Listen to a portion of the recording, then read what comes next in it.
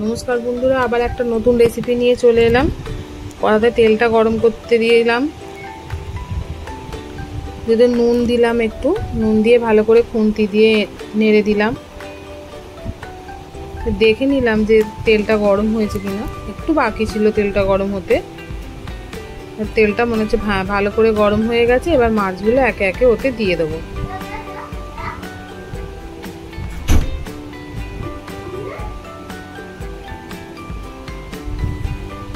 মাছগুলো মোটামুটি 1 মিনিট ভাজা হয়েই গেছে। এবার আস্তে আস্তে মাছগুলো উল্টে দেবো।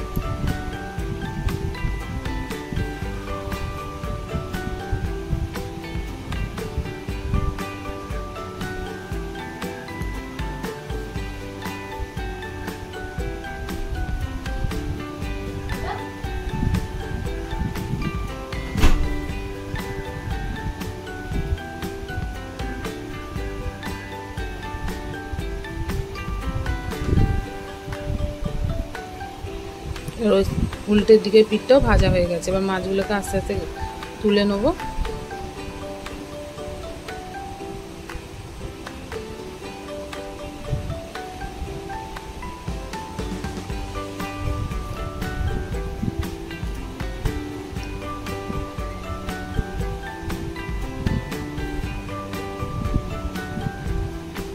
তুলে নিয়ে খুন্তি দিয়ে ভালো করে কড়াটা একটু পরিষ্কার করে নেবো, কারণ ওইগুলো কড়াতে লেগে থাকলে তেলটাও পুড়ে যাবার ভয় থাকে আর মাছও কামড়ে যাবার ভয় থাকে। ভালো করে কড়াটা পরিষ্কার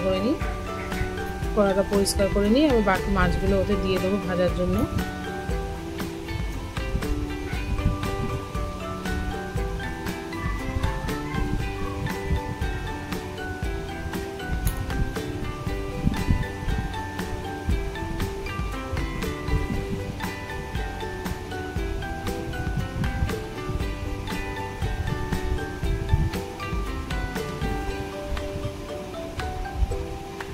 মাছগুলো আবার উল্টে দিই। মাছগুলো ভাজা হয়ে গেছে।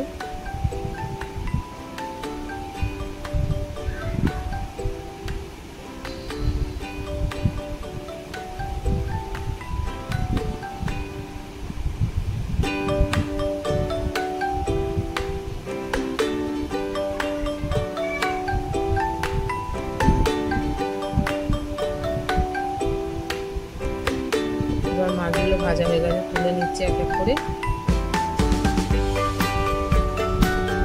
ওই তেলেতে কালো জিরে আর কাঁচা লঙ্কা ফোড়ন দিয়ে দিলাম। দিয়ে ফোড়নটা হয়ে গেলে ওতে সাদা সর্ষে, কালো সর্ষে, সাদা পোস্ত, কাঁচা লঙ্কা, নুন আর 2 কোয়া রসুন দিয়ে পেস্ট করে রাখা ছিল, ওইটা 3 চামচ দিলাম। আর টক দই 3 চামচ দিলাম। দিয়ে ভালো করে নেড়ে নিলাম, যাতে কাঁচা রসুনের গন্ধটা চলে যায়। ভালো করে কষিয়ে নিতে হবে।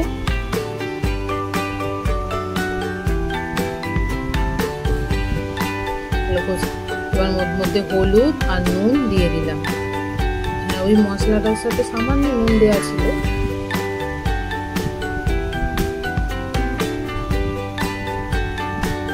জল দিয়ে দিলাম।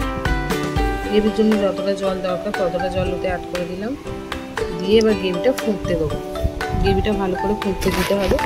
চেখে নিলাম নুনটা কম হয়ে ঠিকঠাক আছে কিনা।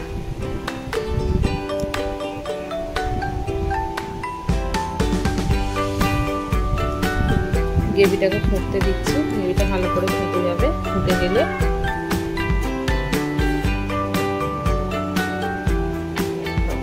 খুন্তি দিয়ে ভালো করে নেড়ে নিচ্ছি গ্রেভিটাকে। দিয়ে কাঁচা লঙ্কাগুলো ভেজে দিলাম।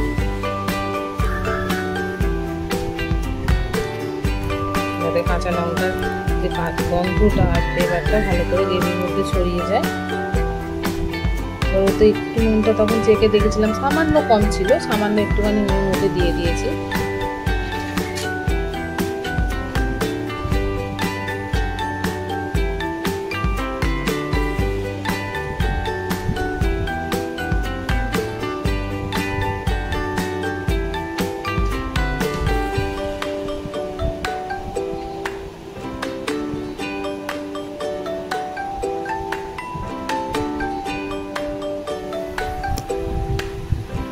এবার এতে মাছগুলো দিয়ে দেবো।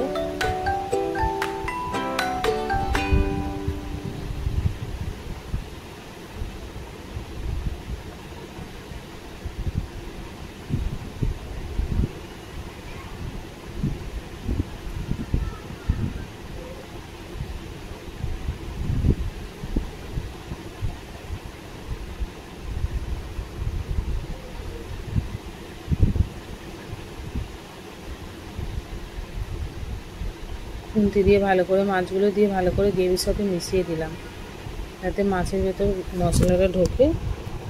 হালকা সামান্য একটু খুন্তি দেওয়া জল দিলাম, এতে মাছের টেস্টও বাড়বে। তাহলে খুন্তি দেওয়া বাটি ধোয়া জল নাকি রান্নার সাথে অ্যাড করলে খাবারের টেস্ট বাড়ে।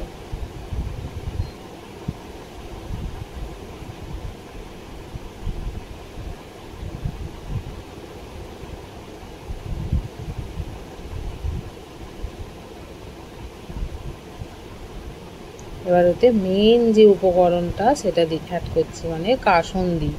এই যে 2 চামচ কাসুন্দি এতে অ্যাড করে দিলাম, এতে মাছের ঝালের টেস্টটা যা বেড়েছিল, অপূর্ব মাছের ঝালটা খেতে হয়েছিল।